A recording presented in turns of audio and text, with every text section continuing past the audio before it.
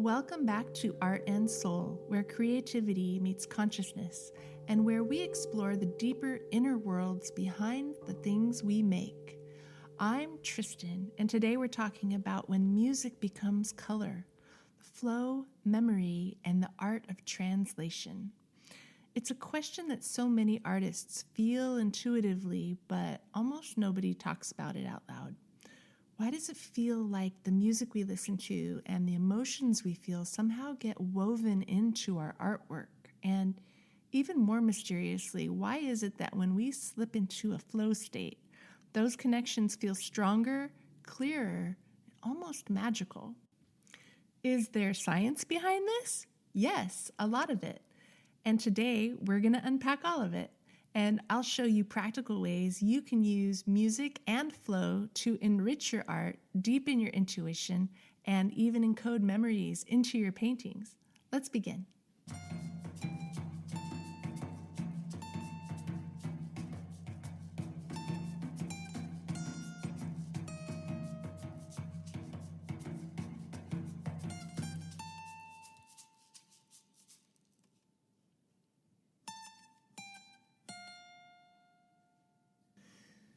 When you paint while listening to music, something beautiful happens beneath the surface. Your brain is constantly forming what are called cross-modal associations, connections between different senses. So even if you don't have synesthesia, your mind naturally links pitch with brightness, rhythm with movement, emotion with color, and tension with contrast. So when you reach for a certain color or make a certain stroke, you're not just painting, you're translating sound into color, translating emotion into shape, translating rhythm into gesture. And your artwork becomes a snapshot of what your inner world felt like in that moment.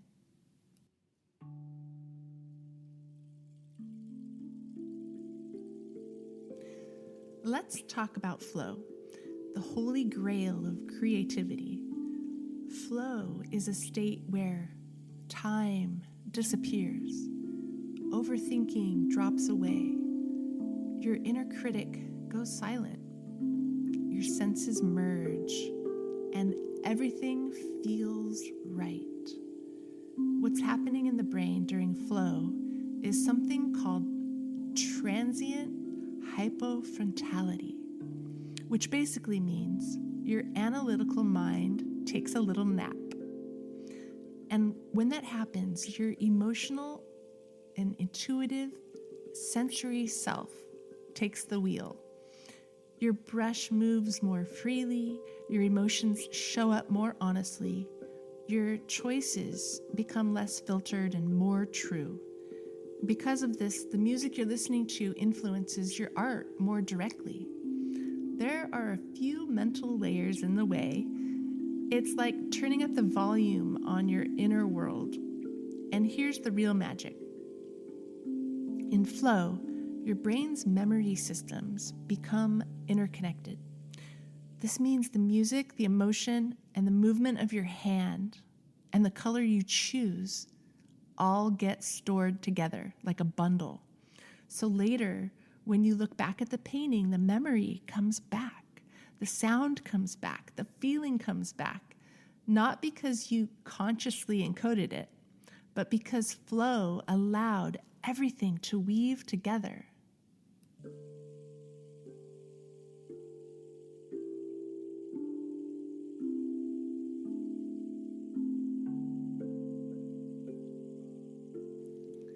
All right, let's get practical. Flow isn't accidental, it's trainable. Here are a few powerful ways to slip into it more reliably. 1. Clear the space, physically and mentally. Your environment should be ready before you begin. No clutter, no notifications, no mental noise waiting to interrupt you. 2. Choose music that matches the emotional destination. Ask yourself, what do I want to feel while I paint today? Pick music that leads you there. And 3, set a 5-minute warm-up ritual. This could be loose sketching, mixing colors, deep breaths, stretching your hands, or literally dancing for a moment. The ritual tells your brain, we're transitioning now. And 4, work at the edge of challenge. Flow happens best when the task is neither too easy nor too hard. Choose something that stretches you just a bit. And 5, stay with the sensation, not the result. Flow is about engagement, not perfection. Focus on the movement, the texture, the color, not on whether the painting is good. If you want your artwork to carry the imprint of the music more strongly, here's how to do it. 1, use one playlist or even one song per piece. Consistency deepens the imprint. 2, build a personal color music vocabulary. You don't need a system like synesthesia. Just let yourself notice. What does a deep bass feel like in color? What does a bright melody feel like in color? What color is calm? And what color is longing? Over time, your brain builds its own associations. And 3, let the music move your body. Flow is full body. If your hand responds to the rhythm, your painting becomes a record of that rhythm. And 4, paint with your emotions consciously. Notice what the music brings up. Let the emotion guide the pressure, the movement, and the palette.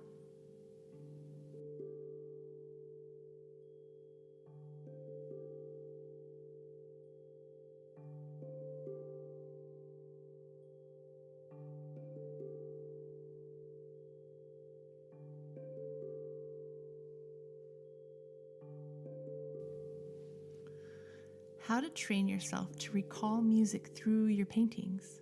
Yes, this is absolutely possible. Here's how to make the connection stronger.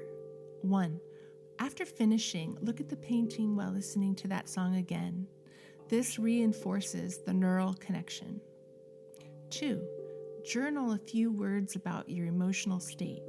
Even one sentence strengthens the memory trace. 3, title the work with something connected to the music, not obviously, just enough to act as a cue. And 4, reflect on the piece in silence later. When you look at it without the music, see what comes back. You're training your brain to reconnect the emotional bundle. Over time, your paintings become portals, little time capsules of sound and feeling. So the next time you're painting with music playing and you feel yourself slipping into that deep, effortless state, trust it. That's your brain weaving sound into color and emotion into gesture and experience into art. Flow isn't just a creative mode. It's a recording device, a translator, a memory maker, and your painting becomes more than pigment on canvas.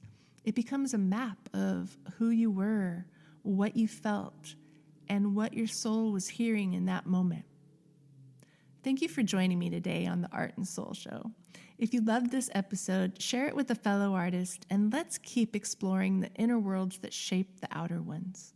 Until next time, keep creating, keep listening, and keep letting your soul speak in color.